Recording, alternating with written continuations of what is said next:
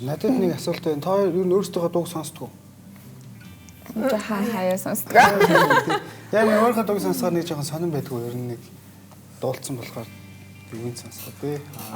Олон сонсоод тахаар яг нэг хэсэгтэй өөдчтэй. Тэгээд байжгаад нэг одоо сүүлийн удаа энтриг болохоор ингээд сонсохгүй удажгаад гин сонсонгууд яг тэр нөгөө хийж байсан үеийн тэр vibe нь яг мэдрэмжийн төрөл юм. Тэгвэл M music тэрээс сонсож байгаарай гэж бас хэлье. Та хоёрын дуу бас өнгөрсөн 7 хоногийн чартд орж ирсэн. Хэдэд орж ирлээ? Байрын санаж гинөө.